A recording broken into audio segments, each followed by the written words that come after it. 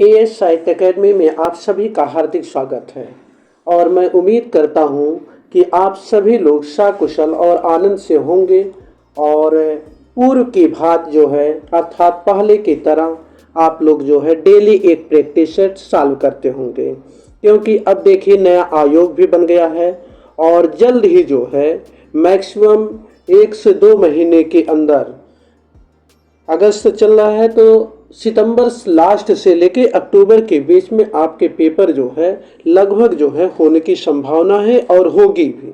इसलिए होगी क्योंकि 2024 में चुनाव है। आइए हम देखते हैं प्रश्नोत्तर नंबर 31। हिंदी का पहला कवि किसे माना जाता है? तो हिंदी का पहला कवि जो है किसे माना जाता है? तो आप लोग जानते होंगे हिंदी का प्रथम कवि सरहपा को माना जाता है। किसे माना जाता है? सरहपा को माना जाता है। और इन्हें सरोज वज्र, राहुल भद्र आदि नामों से जाना जाता है। सरोज भद्र और राहुल भद्र सिद्धों में सबसे पुराने सरहपा थे। और सिद्धों का अगर हम कालक्रम से बात करें तो ये है इनका विक, सरपा, शबरपा, लुईपा, बिरुपा, कढ़पा, ये इनका कालक्रम से नाम है। हिंदी का पहला कवि सरपा थे।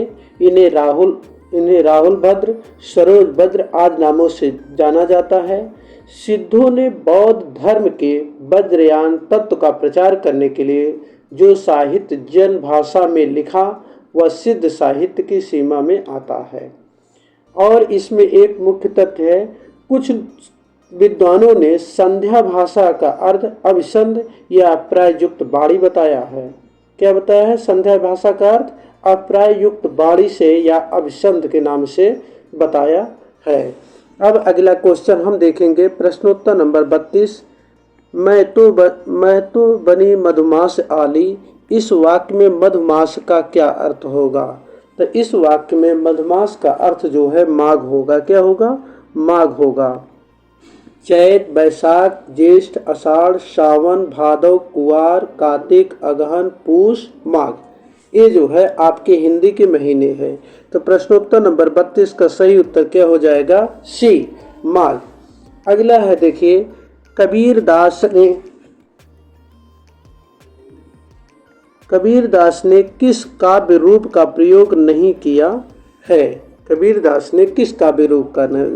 साखी का किया है, रमैनी हुआ है, शबद है, क्या नहीं है? छप्पय काव्य रूप का कबीरदास ने प्रयोग नहीं किया है। अर्थात प्रश्नोत्तर नंबर 33 का कौन सा उत्तर सही हो जाएगा? प्रश्नोत्तर नंबर 33 का डी ऑप्शन सही हो जाएगा। कबीरदास ने एक रचना लिखी थी अर्थात कबीरदास बोलते थे और उनके शिष्य धर्मदास जो है उसको लेखनीबद्ध करते थे। धर्मदास एक रचना थी बीजक, जो 3 भागों में विभक्त थी। जो 3 भाग कौन से थे? साखी, शबद और रमैनी, ये उनके 3 भाग थे जो है साखी, शबद, रमैनी। अब अगला क्वेश्चन हम देखेंगे प्रश्नोत्तर नंबर 34। देखिए प्रश्नोत्तर नंबर 34, निम्नलिखित में से एक शब्द द्विगु समास है। द्विगु समास वह समास होता है जिसमें प्रथम पद संख्यावाची होता है। प्रथम पद कैसा होता है? संख्यावाची होता है। अब देखिए पुरुष सिंह, पुरुषों में सिंह, तो कौन सा समास हो जाएगा? कर्मधारय समास हो जाएगा। विशेषण विशेष, कर्मधारय समास। भूदान अर्थात भूदान तत्पुरुष समास, जमीन का दान करने वाला। आजीवन, जिसका प्रथम पद अव्यय हो तो क्या हो जाएगा? अव्ययी भाव समास। सप्ताह 7 दिनों का समूह सप्ताह, अर्थात प्रश्न यह क्या है? संख्यावाची है। तो प्रश्नोत्तर नंबर 34 का बी ऑप्शन सही हो जाएगा। अब हम देखेंगे प्रश्नोत्तर नंबर 35। प्रश्नोत्तर नंबर 35 देखिए, तार सप्तक का प्रकाशन कब हुआ था? और तार सप्तक का प्रकाशन किसने किया था? अज्ञेय ने किया था। किसने किया था? अज्ञेय ने किया था। और तार सप्तक का प्रकाशन हुआ था किस सन में? 1943 ईस्वी में। किस में? 1943। अर्थात प्रश्नोत्तर नंबर 35 का सही उत्तर क्या हो जाएगा? बी। और द्वितीय तार सप्तक का प्रकाशन 1951 में हुआ था। द्वितीय तार सप्तक का प्रकाशन 1951 में। तृतीय तार सप्तक का 1943, 51, 59। तृतीय तार सप्तक का प्रकाशन कब हुआ था? 1959 में, 1959 में। और चतुर्थ तार सप्तक का प्रकाशन हुआ था 1979 ईस्वी में। और प्रथम तार सप्तक में तार सप्तक में कवियों कौन कौन से कवि थे? अगर प्रभागी ने, अगर प्रभागिनी, अज्ञेय, गजानन माधव मुक्तिबोध, रामविलास शर्मा, प्रभाकर माछवे, भारत भूषण अग्रवाल, गिरिजा कुमार माथुर, नेमीचंद जैन, ये तार सप्तक के कवि थे जो है तार। इस प्रकार प्रश्नोत्तर नंबर 35 का सही उत्तर क्या हो जाएगा? बी। अब अगला क्वेश्चन हम देखेंगे प्रश्नोत्तर नंबर 36। देखिए प्रश्नोत्तर नंबर 36, इनमें से धर्मवीर भारती किस सप्तक के कवि हैं? तार सप्तक के कवियों का नाम अभी आपको बताया गया, 1943 में प्रकाशित हुआ था। और अगर प्रभागी ने अज्ञेय, गजानन माधव मुक्तिबोध, रामविलास शर्मा, प्रभाकर माछवे, भारत भूषण अग्रवाल, गिरिजा कुमार माथुर, नेमीचंद जैन, ये तार सप्तक के कवि थे। इसका तात्पर्य हुआ तार सप्तक में धर्मवीर भारती जी नहीं शामिल थे। अब द्वितीय तार सप्तक का प्रकाशन कब हुआ था? 1951 ईस्वी में, 1951। अब हम देखेंगे द्वितीय तार सप्तक में कौन कौन से कवि शामिल थे जो है। EHRNDSSB,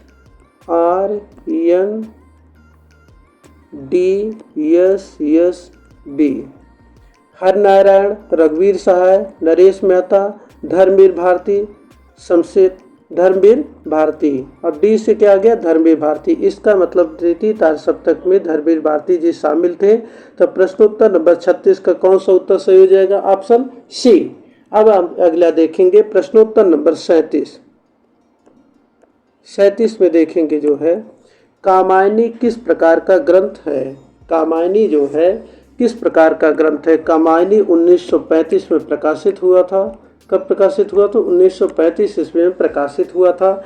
इसमें 15 सर्ग हैं, 15 सर्ग हैं। और उन सर्गों का नाम है चिंता, आशा, श्रद्धा, काम, वासना, लज्जा, कर्म, ईर्ष्या, इड़ा, स्वप्न, संघर्ष, निर्वेद, दर्शन, रहस्य, आनंद। ये कामायनी के 15 सर्ग हैं। चिंता, आशा, श्रद्धा, काम, वासना, लज्जा, कर्म, ईर्ष्या, इड़ा, स्वप्न, संघर्ष, निर्वेद, दर्शन, रहस्य, आनंद। तो 37 का कामायनी कैसा है? महाकाव्य है। क्या है? महाकाव्य। इस प्रकार प्रश्नोत्तर नंबर 37 का सही उत्तर क्या हो जाएगा? ए। अब हम देखेंगे प्रश्नोत्तर नंबर 38, हरी घास पर क्षण भर नामक काव्यकृत के रचयिता हैं। तो हरी घास पर क्षण भर काव्यकृत के रचयिता कौन है? अज्ञेय हैं। अज्ञेय क्या थे? तार सप्तक के प्रकाशक थे। तार सप्तक का प्रकाशन किसने किया था? अज्ञेय जी ने किया था। और हरि घास पर क्षण भर इन्हीं की एक काव्यकृत है, और इन्हीं की काव्यकृत है। और मुक्त बोध की एक प्रसिद्ध रचना थी अंधेरे में। अंधेरे में जो है एक प्रसिद्ध रचना थी जो ब्रह्मा राक्षस में संकलित थी। नागार्जुन की युगाधार, केदारनाथ अग्रवाल की युग की गंगा, नीत के बादल, ये जो है केदारनाथ अग्रवाल की रचना है। अब हम देखेंगे प्रश्नोत्तर नंबर 39। इस प्रकार जो है 38 का सही उत्तर क्या हो जाएगा? बी। अब देखेंगे प्रश्नोत्तर नंबर 39। देखिए ब्रह्मा राक्षस नामक लंबी कविता की रचयिता हैं। तो ब्रह्मा राक्षस नामक लंबी कविता की रचयिता कौन है? मुक्तिबोध है। अर्थात प्रश्नोत्तर नंबर 39 का सही उत्तर क्या हो जाएगा? ए। अगला देखेंगे प्रश्नोत्तर नंबर 40, राकेश शब्द का शुद्ध संधि विच्छेद होगा। राका धन ईस, राका धन ईस। अब राका में देखिए जो है ये कैसे हो जाएगा? यहाँ पे देखिए का में क्या है? बड़ा की मात्रा है, ये छोटी ई है। आ धन ई बराबर ये हो गया, आ धन ई बराबर ए। अब जो है जब ये हो गया तो यहाँ पर रा है, का से आ की मात्रा हटा लिए थे तो आधा का बचा था। क्या बचा था? आधा का हुआ। इसके नीचे हलंत रहेगा जो है। अब यहाँ से इस में से ई हटा दिए थे, क्या बचा? सा बचा।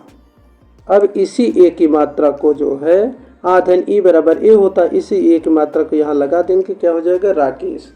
अब राकेश का सही संधि विच्छेद क्या हो जाएगा? राका धन ईस। अर्थात प्रश्नोत्तर नंबर 40 का सही उत्तर क्या हो जाएगा? ए। और संधि कौन सी होगी? जब आ या आ के बाद ई या ई आए तो ए, ऊ आए तो ओ, री आए तो अ। जब आ या आ के बाद ई या ई आए तो ए, ऊ या ऊ आए तो ओ, गुण स्वर संधि होगा। कौन सी संधि होगी? गुण स्वर संधि होगी, गुण स्वर संधि। अगला देखिए प्रश्नोत्तर नंबर 41, सौमित्र शब्द किसके लिए प्रयुक्त हुआ है? प्रश्नोत्तर नंबर 41 में देखिए सौमित्र शब्द किसके लिए प्रयुक्त हुआ है? तो सौमित्र शब्द जो है लक्ष्मण के लिए प्रयुक्त हुआ है। किसके लिए? लक्ष्मण का लिए प्रयुक्त हुआ है। और पंचवटी मैथिली शरण गुप्त की काव्य रचना है, वहाँ पे पंचवटी में अपने मैथिली शरण गुप्त जी ने लक्ष्मण के लिए सौमित्र शब्द का प्रयोग किया है। अर्थात प्रश्नोत्तर नंबर 41 का सही उत्तर क्या हो जाएगा? बी। अब अगला क्वेश्चन हम देखेंगे प्रश्नोत्तर नंबर 42, निम्न में से कौन सा युग्म शीर्ष 3 से भिन्न है? देखिए जाति बिरादरी, दीन धर्म, धन दौलत। जाति बिरादरी अर्थात मनुष्यों की या किसी की जात बिरादरी क्या होते हैं, दीन धर्म कैसा होता है, उसकी धन दौलत। और ये जो है फल फूल का नाम है, क्या है? कंदमल, कंद और मल, ये जो है निर्जीव है, कंदमल। अर्थात प्रश्नोत्तर नंबर 42 का सही उत्तर क्या हो जाएगा? डी। अगला हम देखेंगे प्रश्नोत्तर नंबर 43, चारपाई पर साहब बैठे हैं, इस वाक्य में चारपाई शब्द किस कारक में है? चारपाई पर अधिकरण में मैं पर, कर्ता ने कर्म को करण से के द्वारा, संप्रदान को के लिए, अपादान से अलगाव, संबंध का की के, अधिकरण में पै पर, चारपाई पर। तो कौन सा कारक हो गया? अधिकरण कारक हो गया। अर्थात प्रश्नोत्तर नंबर 43 का बी ऑप्शन सही है। अब हम देखेंगे अगला क्वेश्चन प्रश्नोत्तर नंबर 44, प्रत्यक्ष शब्द का विलोम होगा। प्रत्यक्ष माने क्या होता है? प्रत्यक्ष का अर्थ होता है सामने, प्रत्यक्ष का अर्थ सामने। अब इसका विलोम क्या हो जाएगा? सामने का पीछे, तो प्रत्यक्ष का परोक्ष, प्रत्यक्ष का विलोम क्या हो जाएगा? परोक्ष। ठीक है, इस प्रकार प्रश्नोत्तर नंबर 44 का बी ऑप्शन सही है। अब हम अगला देखेंगे प्रश्नोत्तर नंबर 45। देखिए प्रश्नोत्तर नंबर 45, रहीमन जो गति दीप की, कुल कपीत गति सोय, बारे उजियारी करे, बढ़े अधेरो होय। इस दोहे में कौन सा अलंकार होगा? प्रश्नोत्तर नंबर 45 में है, इस में एक शब्द फिर परै, अर्थ अवर ही होय, तायम का अलंकार कहावे। जहाँ कोई शब्द एक से अधिक बार आए और प्रत्येक के अर्थ अलग अलग हो, वहाँ पर यमक अलंकार होता है। लेकिन जहाँ पर कोई शब्द एक ही बार आए किंतु उसके एक से अधिक अर्थ हो, वहाँ पर श्लेष अलंकार होता है। श्लेष का अर्थ होता है चिपका हुआ, अर्थात जो है एक ही शब्द में कई अर्थ हों, तो वहाँ पे श्लेष अलंकार हो जाएगा।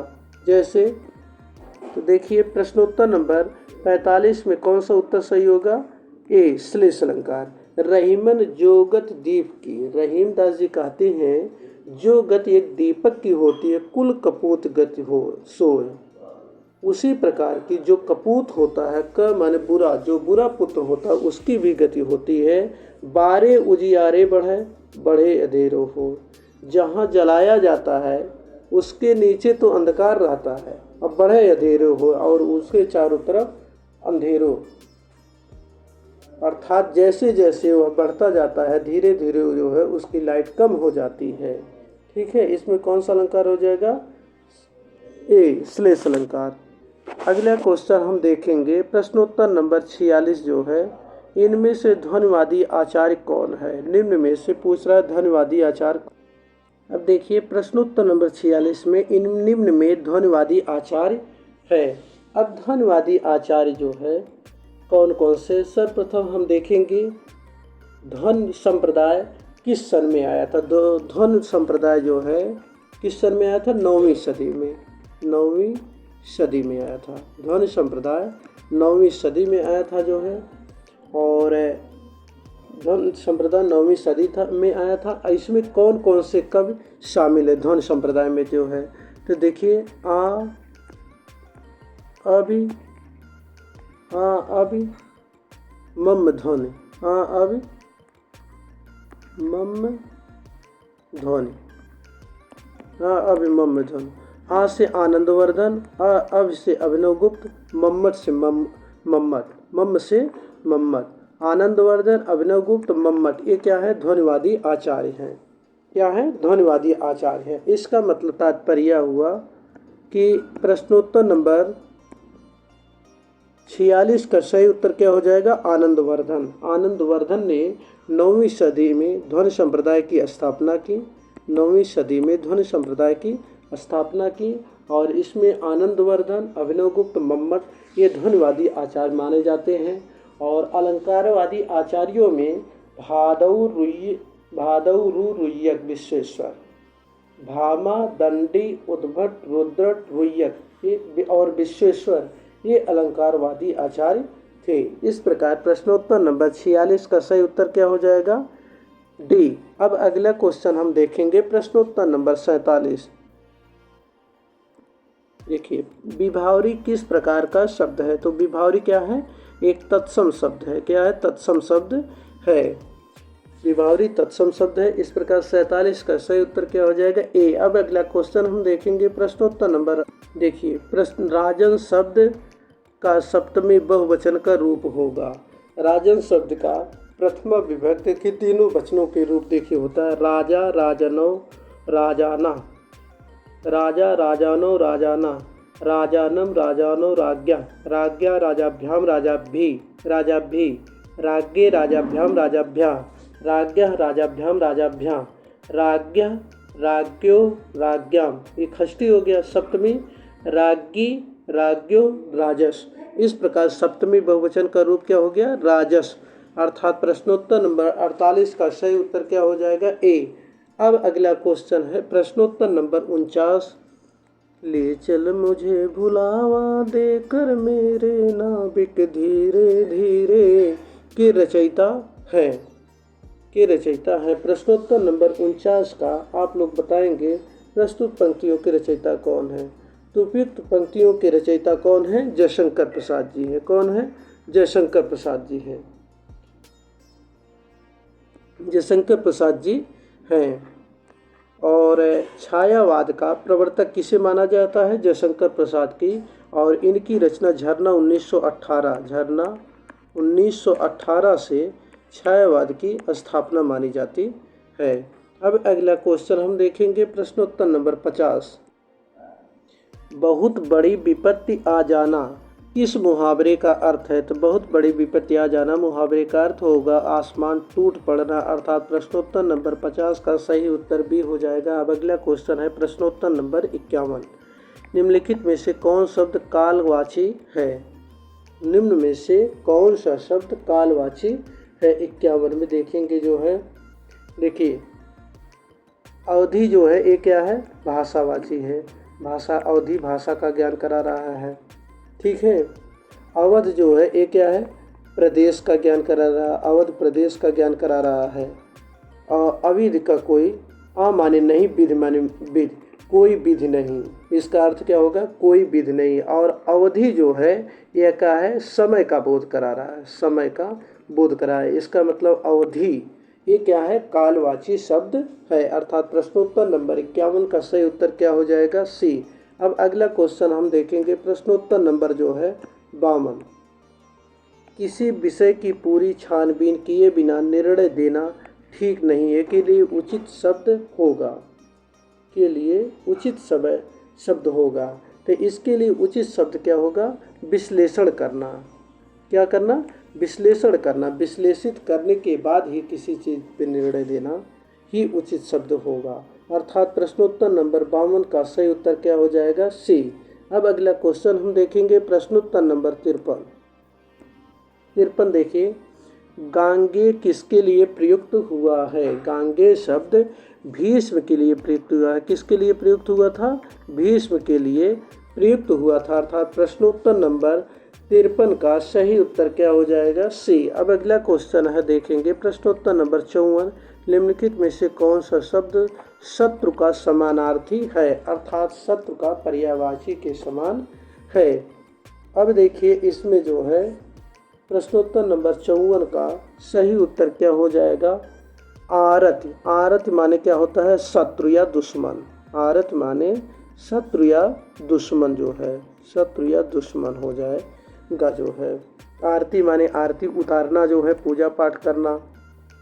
और आरति माने क्या होता है? शत्रु होता है। इस प्रकार प्रश्न आरत नहीं, आरति होगा, सॉरी।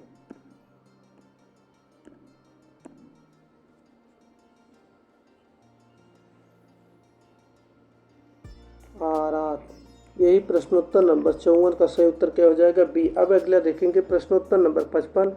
एडवोकेट शब्द का उपयुक्त हिंदी रूपांतर क्या होगा? एडवोकेट का हिंदी रूपांतर अधिवक्ता होगा। क्या होगा? अधिवक्ता, अधिवक्ता। इस प्रकार प्रश्नोत्तर नंबर 55 का सही उत्तर सी हो जाएगा। अब अगला क्वेश्चन हम देखेंगे प्रश्नोत्तर नंबर 56। देखिए, निम्नलिखित में से खड़ी बोली का प्रथम महाकाव्य कौन सा है? तो खड़ी बोली का प्रथम महाकाव्य कौन सा है? देखिए, खड़ी बोली का प्रथम महाकाव्य कौन सा है? तो खड़ी बोली का प्रथम महाकाव्य प्रियप्रवास माना जाता है, जो सन 1914 ईस्वी में अयोध्या सिंह उपाध्याय हरियोध जी ने लिखा था। इस पर इन्हें और यह कितने सर्गों में है? 17 सर्गों में विभक्त है। 17 सर्गों में विभक्त है। इस पर इन्हें मंगला प्रसाद पारितोषिक सम्मान मिला और यह जो है इसी काव्य रचना से कवि सम्राट भी कहे गए। इन्हें साहित्य वाचस्पति की भी उपाधि मिली थी। साहित्य वाचस्पति की भी उपाधि मिली थी। प्रियप्रवास में अलौकिक रूप त्याग कर मानवीय रूप कवि जो है, कवि अर्थात जो है श्री कृष्ण जी मानवीय रूप धारण करते हैं। इसमें अलौकिक रूप को त्याग कर श्री कृष्ण मानवीय रूप को धारण करते हैं। अब इसमें प्रियप्रवास का प्रारंभिक नाम क्या था? ब्रजांगना विलाप। प्रियप्रवास का प्रारंभिक नाम ब्रजांगना विलाप था। प्रियप्रवास का प्रारंभिक नाम ब्रजांगना विलाप था। और मैथिली अयोध्या सिंह उपाध्याय हरियोध जी के 3 प्रबंध काव्य थे। एक प्रियप्रवास जो 1914 ईस्वी में लिखा गया और इसमें 17 सर्ग थे। इसमें जो है कृष्ण के बचपन से लेकर मथुरा प्रस्थान तक का वर्णन है। दूसरा इनका प्रबंध काव्य था पारिजात, जो 1937 ईस्वी में इन्होंने लिखा था और यह 15 सर्गों में विभक्त है। इसमें आध्यात्मिक विषयों का वर्णन किया गया है। और तीसरा प्रबंध काव्य इनका था वैदेही वनवास, जो 1940 ईस्वी में लिखा गया और यह 18 सर्गों में विभक्त है। इसमें जो है हरियोध जी ने राम द्वारा सीता निर्वासन की कथा का वर्णन किया है। अब अगला क्वेश्चन इस प्रकार 56 का कौन सा उत्तर हो गया? सी। अब अगला क्वेश्चन हम देखेंगे प्रश्नोत्तर नंबर 7। देखिए, अंतेवासी शब्द का अर्थ होगा। प्रश्नोत्तर नंबर 57 का सही उत्तर क्या हो जाएगा? अंतेवासी अर्थात गुरु के समीप रहने वाला। इस प्रकार प्रश्नोत्तर नंबर 57 का सही उत्तर क्या हो जाएगा? सी। अब अगला क्वेश्चन हम देखेंगे प्रश्नोत्तर नंबर। भौतिक शब्द के विपरार्थक शब्द का चयन कीजिए। भौतिक शब्द के विपरार्थक क्या हो जाएगा? आध्यात्मिक। भौतिक का विपरार्थक क्या हो जाएगा? आध्यात्मिक। इस प्रकार प्रश्नोत्तर नंबर 58 का सही उत्तर क्या हो जाएगा? डी। अगला क्वेश्चन हम देखेंगे प्रश्नोत्तर नंबर 59। मृदु का विलोम शब्द बताइए। मृदु शब्द का विलोम क्या होगा? तो मृदु शब्द का विलोम होगा जो है कट। मृदु का विलोम कट होगा। इस प्रकार प्रश्नोत्तर नंबर 59 का सही उत्तर क्या हो जाएगा? सी। अब अगला क्वेश्चन है प्रश्नोत्तर नंबर 60। ज्ञा वर्ण किन वर्णों के संयोग से बना है? तो ज्ञा वर्ण जा धन इया, जा धन इया, नीचे हलंत रहेगा, ये ध्यान दीजिएगा। जा के नीचे हलंत रहेगा, आधा जा रहेगा। इस प्रकार प्रश्नोत्तर नंबर 60 का सही उत्तर क्या हो जाएगा? बी। अब अगला क्वेश्चन हम देखेंगे प्रश्नोत्तर नंबर 61। प्रश्नोत्तर नंबर 61। देखिए, प्रश्नोत्तर नंबर 61। निम्नलिखित में से कौन सा शब्द इंद्र का पर्याय है? इंद्र का पर्याय कौन सा है? प्रश्नोत्तर नंबर 61 में तो बताइए। इंद्र का पर्याय क्या हो जाएगा? शक्र। शक्र पुरंदर ये क्या है? इंद्र के पर्याय है जो है। इस प्रकार प्रश्नोत्तर नंबर 61 का कौन सा उत्तर सही हो जाएगा? सी। और अगला देखेंगे प्रश्नोत्तर नंबर 62, निम्नलिखित में से एक शब्द की वर्तनी अशुद्ध है, उस शब्द का चयन कीजिए। इसमें अशुद्ध वर्तनी का चयन करना है। अब देखिए 62 में अशुद्ध वर्तनी कौन है? अशुद्ध वर्तनी जो है, अभ्युदय सही है, अत्युत्तम अतिधन उत्तम सही है, अन्वय अनुधन असही है, अभिधन उदय ठीक है। अत्याधिक एक चीज और है, अगर आपको शुद्ध अशुद्ध पर पहचानना है और विच्छेद करने आता है तो आप यहाँ से भी कर लिया करिए। जैसे कंफ्यूजन की स्थिति में है, जैसे अभिधन उदय, अभिधन उदय हो गया, इसका विच्छेद जो है ई का क्या हो जाएगा? ई का ऊ, ई ऊ री के बाद अन्य कोई स्वर आए तो ई का ऊ का वा हो जाता है, तो ई का हो गया, ई का ऊ हो गया, ई का या। इकार उकार रिकार के बाद अन्य कोई स्वर आए यड़ स्वर सुन में होता है, ई का या, ऊ का वा, री का रा, री का ला हो जाता है, ई का या हो जाएगा ठीक। और यहाँ पे ऊ की मात्रा लग गई और ये अभा आधा हो गया तो क्या हो जाएगा? अभ्युदय सही है। इसका मतलब ये सही है, शुद्ध है। अत्युत्तम अतिधन उत्तम, अतिधन उत्तम यहाँ भी हो गया, ई का या हो गया सही है। इसका मतलब अन्वय अनुधन अ, अनुधन अ ठीक। ऊ का क्या हो जाएगा? वह हो जाएगा, तो ए रहा, ये आधा हो गया ना, इसमें से निकालिए वह या अन्वय, ये भी सही है। अत्याधिक, अब देखिए अत्याधिक का देखिए आप लोग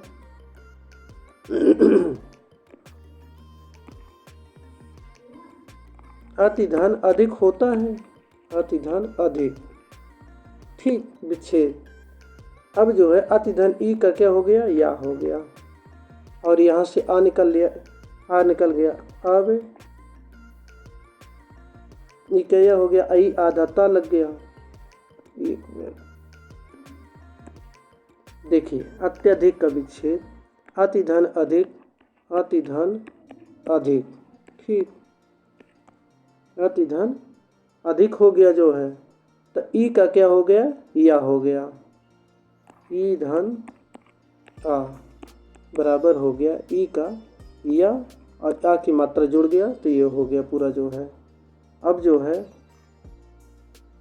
पूरा हो जाएगा। अच्छा आगे देखें, ई का या हो गया, अब यहाँ पे बचा आ, आधा ता हुआ और या को मिला दिए और यहाँ पे धीक बचा। इसका मतलब जो है अत्यधिक अशुद्ध है, क्योंकि यहाँ पे बड़ा मात्रा नहीं आ रहा है, इसलिए अशुद्ध कौन है? सी। इस प्रकार प्रश्नोत्तर नंबर 62 का सही उत्तर क्या हो जाएगा? सी। अब अगला क्वेश्चन हम देखेंगे प्रश्नोत्तर नंबर 63। देखिए, निम्नलिखित में से एक शब्द संधि की दृष्टि से अशुद्ध है, उसी का चयन कीजिए। जो अशुद्ध है उसी का चयन कीजिए। तो इसमें जो है तथा धन एव ये सही है जो है, तथा धन अप ये भी सही है आपका जो है, तद धन आकार ये भी सही है, तदोपरांत ये जो है वर्तनी की दृष्टि से अशुद्ध है। इस प्रकार प्रश्नोत्तर नंबर 63 का क्या हो जाएगा? सही उत्तर क्या हो जाएगा? डी। देखिए जो प्रश्नोत्तर नंबर 64, वही मनुष्य है कि जो मनुष्य के लिए मरे, यह कथन किस कवि का है? तो यह कथन मैथिली शरण गुप्त जी का है। किसका है? मैथिली शरण गुप्त जी का है। अर्थात प्रश्नोत्तर नंबर 64 का भी ऑप्शन सही हो जाएगा। अगला क्वेश्चन हम देखेंगे प्रश्नोत्तर नंबर 65। सूरदास ने किससे दीक्षा प्राप्त की थी? तो सूरदास जी ने वल्लभाचार्य जी से दीक्षा प्राप्त की थी और वल्लभाचार्य के 4 शिष्य थे, कुसूप कृष्ण, कुंभन दास, कृष्णदास। वल्लभाचार्य के कितने शिष्य थे? 4, कुसूप कृष्ण, कुंभन दास, सूरदास, परमानंदास और कृष्णदास। ये वल्लभाचार्य के 4 पुत्र थे, कुसूप कृष्ण, और 4 जो बचे गोछीच नंद, गोविंद स्वामी, छीत स्वामी, चतुर्भुज दास, नंद स्वामी। ये जो है विट्ठलनाथ के शिष्य थे। इस प्रकार प्रश्नोत्तर नंबर 65 का सही उत्तर क्या हो जाएगा? 65 का सही उत्तर वल्लभाचार्य बी हो जाएगा। अगला क्वेश्चन हम देखेंगे प्रश्नोत्तर नंबर 66। अब जो है प्रश्नोत्तर नंबर जो है कितना हो गया, सूरदास के ने किससे दीक्षा प्राप्त की थी, वल्लभाचार्य थे। वल्लभाचार्य और अष्टछाप की स्थापना विट्ठल नाथ जी ने किया था। विट्ठल नाथ जी ने 1565 ईस्वी में अष्टछाप की स्थापना किया था। और अष्टछाप में कवियों की संख्या कितनी थी, 8। अष्टछाप में कवियों की संख्या कितनी थी, 8 कवियों की संख्या थी। और इन 8 कवियों में थे जो है, देखिए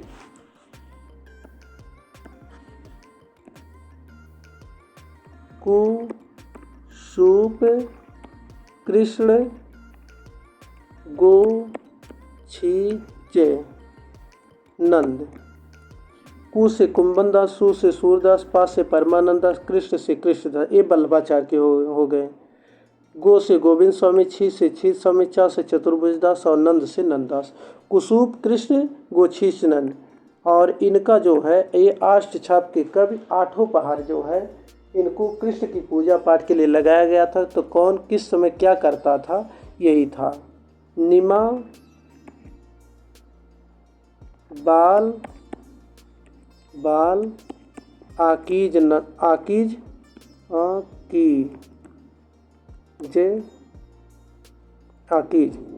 निकुंज लीला, मान लीला, बाल लीला, एक कालक्रम से कुंभन दास क्या करते थे, निकुंज लीला गान करते थे। निकुंज लीला, एक मिनट जाइए। प्रश्नोत्तर नंबर इस प्रकार 65 का सही उत्तर क्या हो जाएगा, बी। अब अगला क्वेश्चन प्रश्नोत्तर नंबर 66 से जो है हम अगले भाग में देखेंगे। आप सभी को जो है वीडियो देखने के लिए बहुत बहुत धन्यवाद। और इसी तरह से जो है इस बार उतने अच्छे ढंग से नहीं हो पाया, वीडियो नहीं बन पाया, लेकिन अगली बार जो है इससे बेहतर कुछ कारण है, इसलिए मैं जल्दी में हूँ, इसलिए जो है अच्छे ढंग से वीडियो नहीं बन पाया। लेकिन अगला वीडियो इससे भी बेहतर बनाने की कोशिश करूँगा। आप सभी को बहुत बहुत धन्यवाद।